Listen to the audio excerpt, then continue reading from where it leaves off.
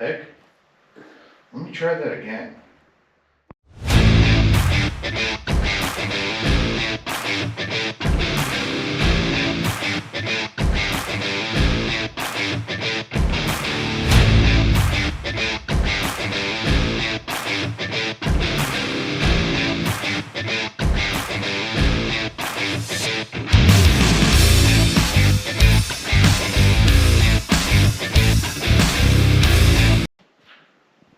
There we go.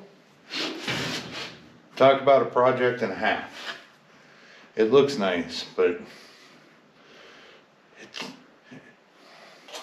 so what you see here is a banana gold 95 Yamaha Virago. It's 535 cc's of pure estrogen, and you don't go nowhere fast because, well, it doesn't run. So we're going to take care of that and go through these carbs, because something that's less than 600 cc's and NME needs 2 carbs for no reason. So let me get this thing flipped around and on the lift, and then we'll go over it. So let's go over the bike a little bit. I already started taking the tank off, and we'll get to that. But the bike doesn't look too bad. Like, the paint looks pretty good. It has some oxidation and some rust and some little minor scratches and whatnot in it. The case itself has some serious pitting in it. Nothing like crazy, like, oh my god, it's gonna break apart, but it's pretty good. I mean, the bike is very, very low mild. It is a 95 and it only has 4,500 miles on it, which is kind of insane. And it's original miles. It's not an odometer change. It's not, see? 4569. What a number, really, to me. What a number. But these carburetors, these as they're plural, there's 2 of them, need to come off because the previous owner, or not previous owner, the owner states that it just dumps fuel out of here. Okay, he started taking this apart. He got frustrated with it and said, basically, I'll get to it one day. And, well, we all do that. So now I got to pick up where he left off and figure out what's all missing. Your little 12 horsepower overrated moped. Yeah. Haha. I don't know why I'm laughing so much. Oh, we'll figure it out. Either way, let's dive right into it. You have a 12 mil bolt at the back of the tank. Undo that. And then you have 10 mil here and a 10 mil on the other side.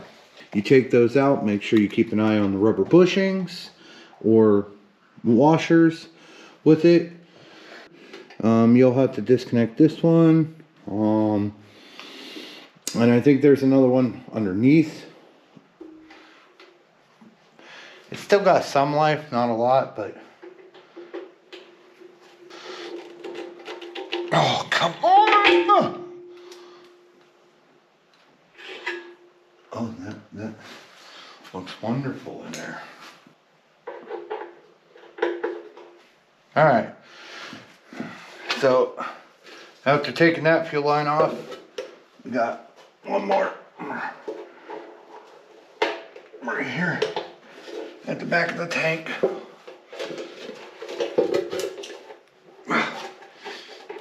Oh,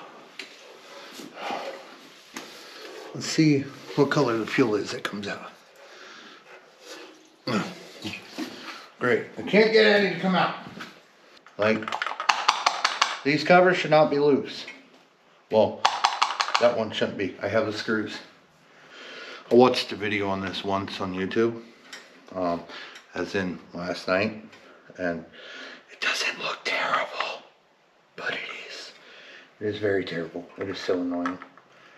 Well, what the fuck? Well, that wasn't in the video. I don't know. I don't even know what I'm doing. I'm winging this as much as you guys are. If you're here right now, that means you messed up too. I'll give you a better look at what you kind of have to do. Now, you have to take these off, which I kind of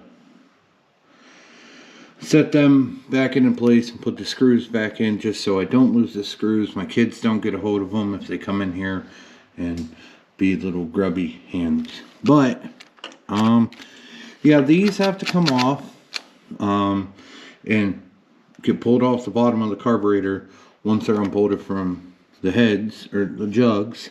And then up in there is your intake boots that you well, have to push off the top to give you enough room for the carburetors to go up and whatnot. It's, I'm gonna say it, a very stupid design. My old Sabre was a V-twin 1100, but the carbs were set like this, which still not a great design. And they used a, well, I can't say great design or anything like that because, well, I'm not an engineer. But it's just, a lot of these other bikes run really well with a single carburetor for a V-twin, and it works. I don't know why they did stuff like this back in the day. And using basically the frame as an air filter, or as an air box, not an air filter, as an air box, is ultimately, to me, stupid. Like, I mean, there's guys out here that do bobber builds on them and whatnot. This bike has, like, a faux exhaust. Like, it's not even a real exhaust. I mean, it obviously it is a real exhaust, but it comes back down along. This one comes down, and then when they meet about here on both top and bottom, they go all the way over to a muffler. Like, and then they come back out and meet up with these pipes right above you, right here, and then come out. I get it. It's probably California emissions. Ooh. Yeah, you get cancer just breathing around this thing, apparently. I don't know. Either way, we got the carburetor off. Oh, gee. So, I went through the rebuild kit that I was given. Oh, it's even got a needle for each one. Okay, cool. Cool. Alright, I'm gonna have to go through these, make sure everything's the same, or as factory whenever I tear this apart. But I'm gonna take it inside and, well, we're gonna break it down inside. I've got it down here in my man cave gaming room. Obviously, green is my color. I got my PlayStation games. The wife just painted today, so yeah. So everything's a bit of a mess. I haven't got to like organize, but we're getting through there. I did take this to work today, because these 4 screws and these 4 screws here were a bare. I had to slot this one with a grinder to get be able to get it out. I did heat them up a little bit. It did help. There's that bracket off. Let's flip it over and get this bracket off. Let's see. There, that's all. Alright, you should flex a little away from each other. Before you start really taking things apart, obviously these brackets and stuff are kind of almost self-explanatory, but I like to take pictures of the way everything is, so I can come back and reference photos. Alright, so there's a spring and an E-clip right here. You're gonna have to get off for the small. It is under tension, so don't let that thing fly to the moon.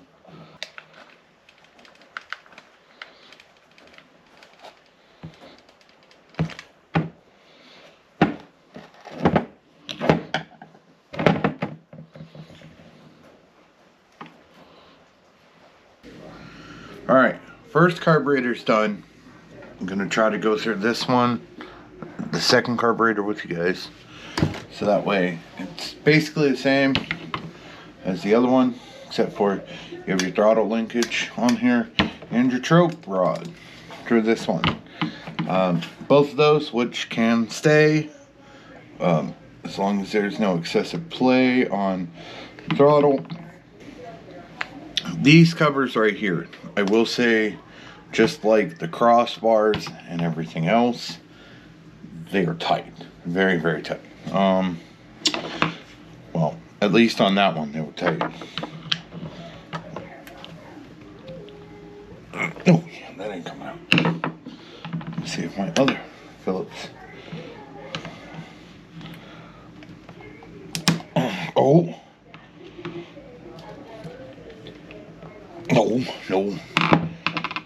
No. We don't want to strip them. That's the worst thing. But I already loosened. As you can hear that's loosened. This was the one was out with no screws in the cover while it was on the bike. So, kind of eager to see what the inside looks like. The other one was pretty rough.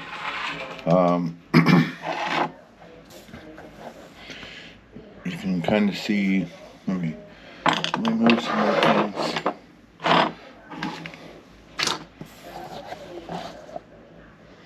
Yeah, that is what I saved. The rest is on my other shirt. Pretty dusty in there.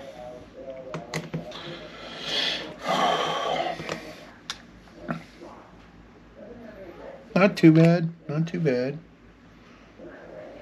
Well,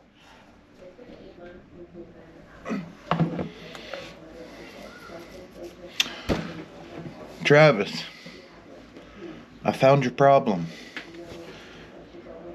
Let me slide this out. If it's like focusing in there, like in that brass fitting right there, there's no needle. If you're worried about what the needle is, I got one. I think close by. Probably not. Nope. Yes, I do. Right here.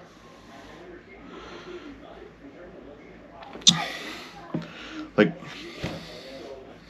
I don't know where that is. I really don't. This is the other one. And like the plating on it, I don't even want to call it like chrome plating, but the plating on it is 8 off. So yeah. So first red flag found.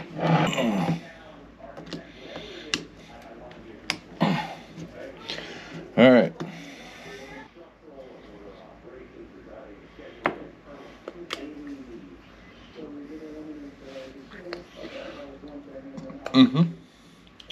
Basically for now, set that to the side. These have, for whatever reason, plugs and whatever you want to call this.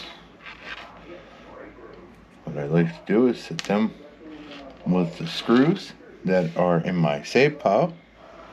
I don't know how well you can see it. Let me see about the light. Yeah. There's a lot of corrosion in there.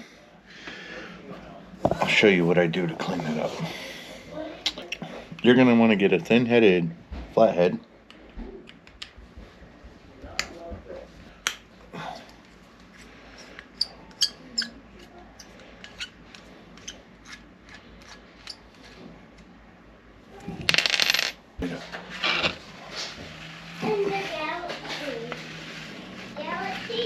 Feel it? Flaky flake right there? It's not good for inside of your carburetor. We upgraded to power tools. Okay, so what I'm doing is inside of each one of these, using brass, because this is aluminum, and well, we have a little schmutz in there in both holes, and you just kind of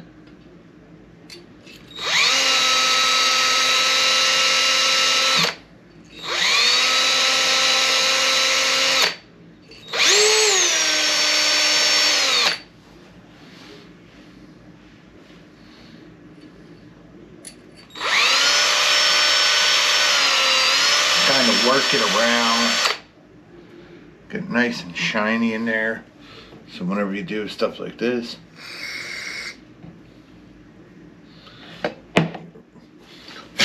blowing the dust out of it.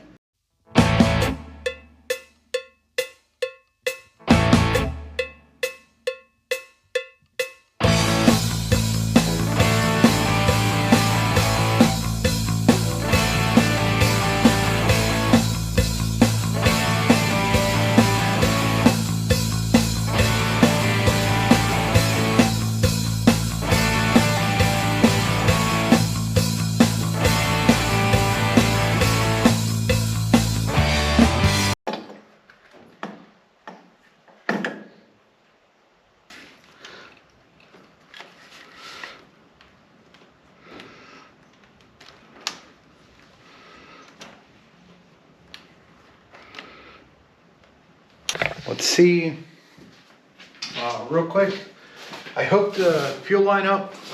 I'm going to disconnect that because this does have an electric fuel pump. And even though it doesn't have the tank on it, it's got a reserve tank that's right here. And while I'm not going to fight to get it out right now, if that's the route we go, that's the route we go. Now that fuel line's disconnected, it's right here. I don't want the fuel pump to kick on in the reserve and pump all that nasty fuel or anything that's in the fuel filter straight into these carbs. I'm most likely going to, before I do any like run on its own, is get some fresh gas and basically dump it into the reserve, let the fuel pump kick on, flush it out, and go from there. But I want to see if it has some life. Oh shit. Key on. See? That's why whenever you have a fuel pump, you disconnect it. Now, we're going to take some bottle of some sort.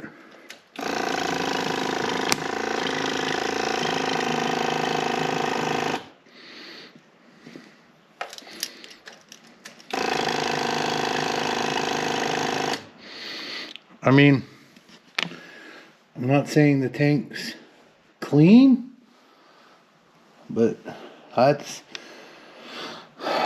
better than I was expecting. Let's pinch that off for the time being. So if I kick the key on or anything like that, it won't make as much of a mess. All right. Okay. There's that. This is probably not going to start on it, but let's see. Run. Woo! Woo! Getting close, my boys. Let's. Does it choke off or choke on? Let's choke on.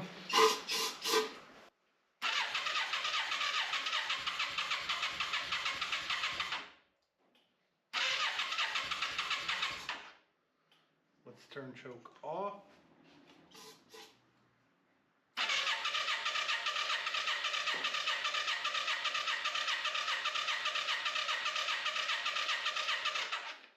I'm just building oil pressure, don't mind me.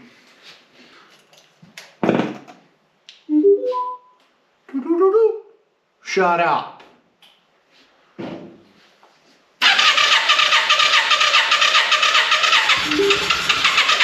Oh, you like that? You want me to choke you harder? Where's the spray? Don't mind me.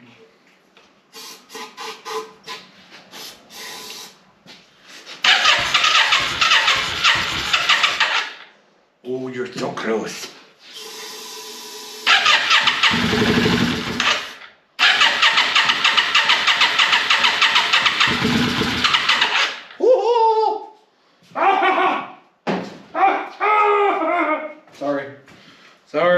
Sorry. It ran for like a second. Let's see if we can get it started up from back here. Where's my brake cleaner when you need it? Carbon choke cleaner it is.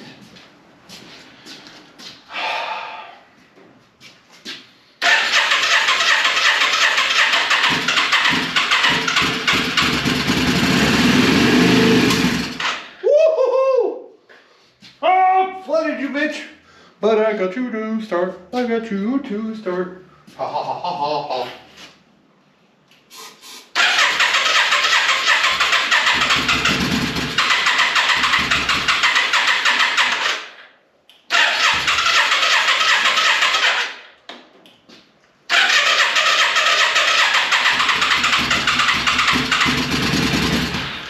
Ooh.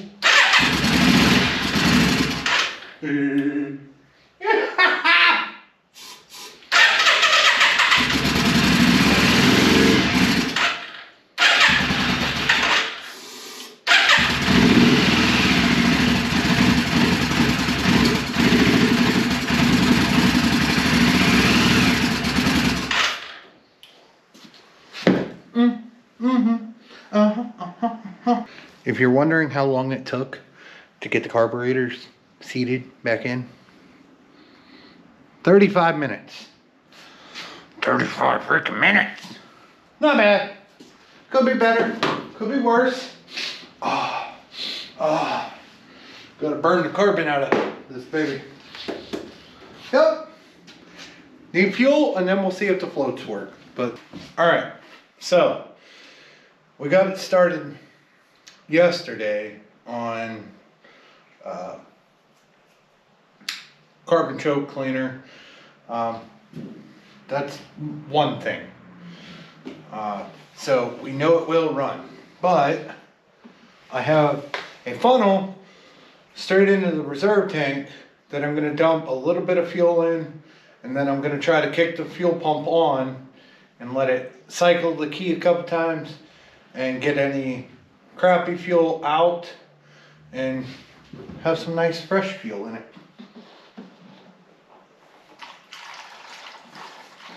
Now, let's see.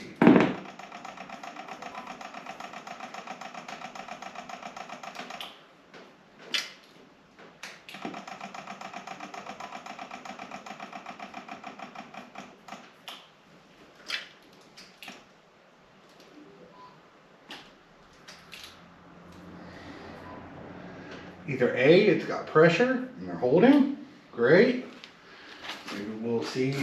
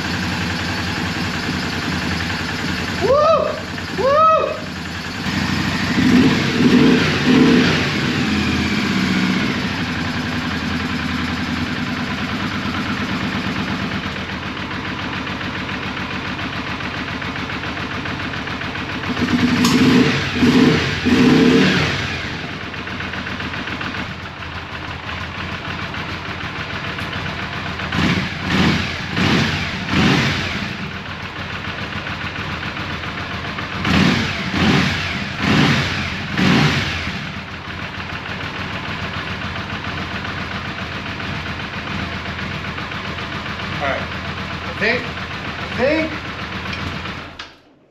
I think that's it for right now on getting so excited, because I need to rinse the tank out and get that on and get some covers back on that I took off to get the carburetors out, and then maybe, just maybe, I'm so excited, we might be able to pull this off. And thank you, ma'am. Let's turn the key back on. Shut up. Man. Woo! I'm so excited about that. You have no idea. Oh, man. Man, oh man, oh man. Man, oh man, oh man. I need to stop getting so excited and get to work, because we ain't even close to being done yet. So, yeah.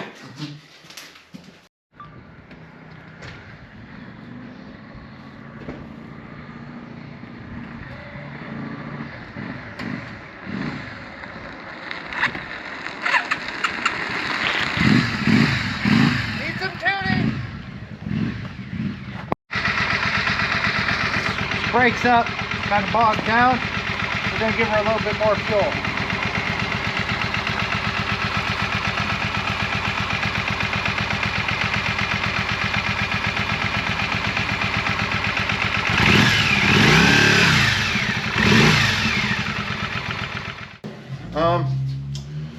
This bike has fought me for the past couple days.